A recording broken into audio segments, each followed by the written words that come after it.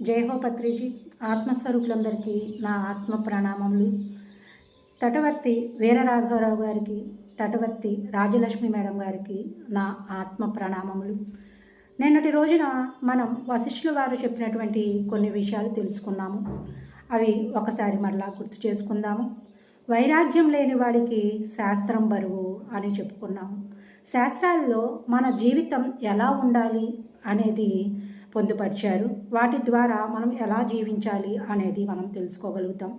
అయితే మనం శాస్త్రాలన్నింటినీ మనం చదవలేకపోవచ్చు, కానీ సద్గురువులు, మహాత్ములు, యోగీశ్వరులు చెప్పినటువంటి సందేశాల ద్వారా కూడా మనం ఎలా జీవించాలి అనేది మనం తెలుసుకోవచ్చు.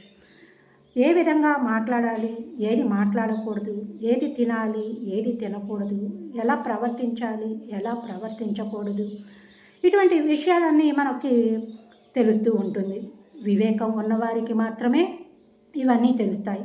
వివేకం లేని వారికి శాస్త్రం బరువే కదండి. మరి అలాగే వైరాగ్యం లేని వాడికి జ్ఞానం బరువు. వైరాగ్యం 3 రకాలు అని చెప్పుకున్నాము. పురాణ వైరాగ్యం, ప్రసూతి వైరాగ్యం, శ్మశాన వైరాగ్యం. ఈ పురాణాలను చదివినప్పుడు మనకి ఒక రాముడిలాగా ఉండాలని, ఒక కృష్ణులాగా ఉండాలని, ఒక రమణ మహర్షిలాగా ఉండాలని, ఒక స్వామి వివేకానందలాగా ఉండాలని మనకి ఆ క్షణంలో అనిపిస్తుంది. కానీ మళ్ళీ మనము ఈ మాయకు వశమై మళ్ళీ మన మాయలో పడిపోయి ధన సంపాదన కోసం, కుటుంబం కోసమే మన జీవితాన్ని అంతా వెచ్చిస్తున్నాం. అలాగే ప్రసూతి వైరాగ్యం, ఇది కూడా అంతే. జన్మించేటప్పుడు అంటే జన్మను ఇచ్చేటప్పుడు పొరిటి నొప్పులు భరించలేక మరొక బిడ్డకు జన్మనివ్వకూడదు అనుకుంటాం. కానీ మరలా దాన్ని మర్చిపోయి మరలా ఇంకో బిడ్డకు జన్మనివ్వడం జరుగుతుంది. అలాగే శ్మశాన వైరాగ్యం 3వది. ఇది కూడా ఎవరైనా బంధువులు, తెలిసిన వారు చనిపోయినప్పుడు మనకి ఎంతో వేదన కలుగుతుంది, ఎంతో వైరాగ్యం కలుగుతుంది. కానీ అది కూడా 1-2 రోజుల్లో మాయమైపోతుంది. తిరిగి మన దైనందిన జీవితాల్లో పడిపోతాము. ఇవన్నీ కూడా తాత్కాలికమైన వైరాగ్యం. ఏదో కోల్పోయినప్పుడు, నష్టపోయినప్పుడు మాత్రమే మనకి తాత్కాలికంగా కలిగే వైరాగ్యం. వైరాగ్యం అంటే అలా ఏదో కోల్పోయినప్పుడు పొందేది వైరాగ్యం కాదండి. అన్నీ ఉన్నప్పుడు కూడా వాటి మీద మమకారాన్ని వదిలేసుకొని వైరాగ్యం పొందితేనే మనకి జ్ఞానం అనేది లభిస్తుంది. కాబట్టి ఎవరైతే వైరాగ్యాన్ని పొందరో వారికి జ్ఞానం అనేది బరువు అని చెప్పడం జరిగింది. ఈరోజు మనము తెలుసుకోవలసినవి ఇంకా 2 విషయాలు ఉన్నాయి. అవి 3వది, శాంతి లేని వారికి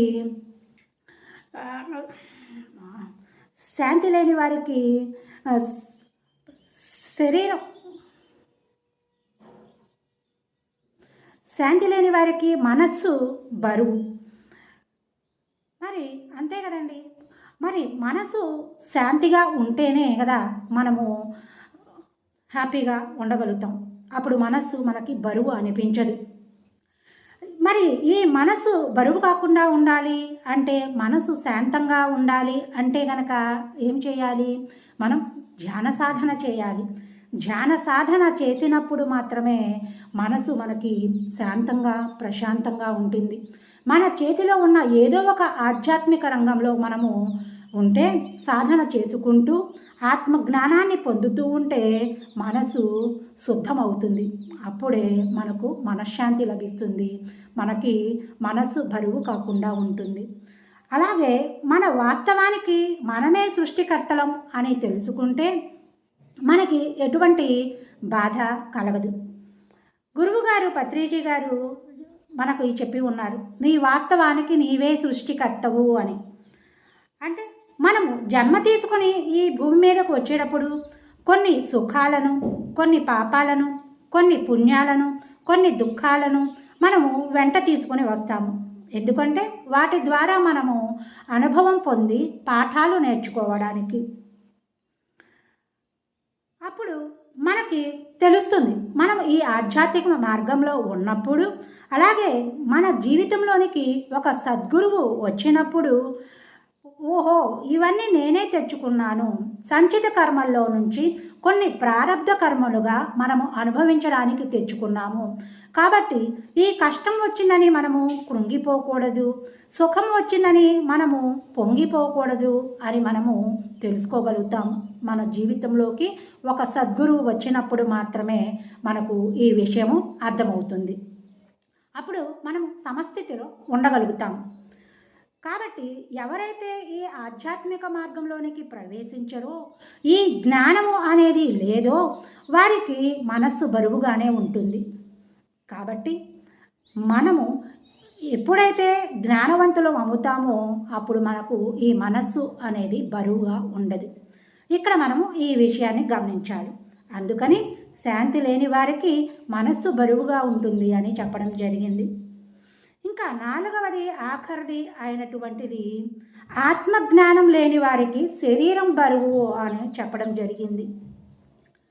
ఈ శరీరం వల్లే ఈ కష్టాలు వచ్చాయి, సమస్యలు వచ్చాయి, దుఃఖం వచ్చింది అనేసి ఈ ఆత్మజ్ఞానం లేని వారు శరీరాన్ని విచ్ఛిన్నం చేసుకుంటారు, అంటే ఆత్మహత్యలు చేసుకుంటారు.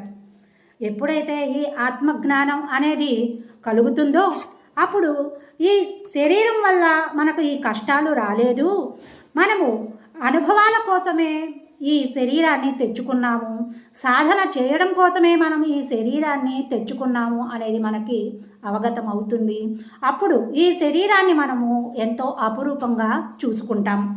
మరి ఈ ఆత్మకు ఈ శరీరం ఉంటేనే కదా సాధన అనేది చేయగలుగుతాము. అప్పుడే మన ఆత్మకు లాభం కలుగుతుంది, ఆత్మ ఊర్ధ్వలోకాలకు చేరుకోగలుగుతుంది. కాబట్టి మనము ఒక ఆధ్యాత్మిక రంగంలో మనము ఉండాలి. ధ్యాన సాధన చేస్తూ మనము ఆత్మజ్ఞానాన్ని పెంపొందించుకుంటే ఇవన్నీ మనకి తెలుస్తాయి. ఇది ఫ్రెండ్స్, మరి ఈ ఆత్మజ్ఞానం లేని వారికి శరీరం బరువు కాబట్టి మనము ఆత్మజ్ఞానాన్ని పెంపొందించుకుంటే ఈ శరీరం అనేది మనము ఎందుకు తెచ్చుకున్నామో మనకి అవగతం అవుతుంది. ఇదండి, మనము వశిష్ఠుల వారి నుంచి ఈ 4 విషయాలు తెలుసుకున్నాము. కాబట్టి ప్రతి ఒక్కరూ ధ్యాన సాధన చేస్తూ, శ్వాస మీద ధ్యాస అనే ధ్యాన సాధన చేస్తూ ప్రతిరోజు ప్రాతకాలమున బ్రహ్మ ముహూర్తంలో ధ్యాన సాధన చేస్తూ మనము ఆత్మజ్ఞానాన్ని పొందాలి. అలాగే యోగులు చెప్పినటువంటి సందేశాలను మనము విని అర్థం చేసుకొని ఆచరణలో పెట్టుకోగలగాలి. అప్పుడే మనం జీవితాన్ని చక్కగా జీవించగలుగుతాము. ఇది ఫ్రెండ్స్, మనమందరము తెలుసుకోవలసిన జ్ఞానం. కాబట్టి ఈ అవకాశాన్ని ఇచ్చిన మీ అందరికీ నా ధన్యవాదములు. ఈ ఆధ్యాత్మిక విషయాలు మీకు నేను చెప్పినవి నచ్చితే కనుక అందరూ లైక్ చేసి, షేర్ చేసి, సబ్స్క్రైబ్ చేయవలసిందిగా కోరుకుంటున్నాను. ఈ అవకాశం ఇచ్చిన మీ అందరికీ ధన్యవాదములు.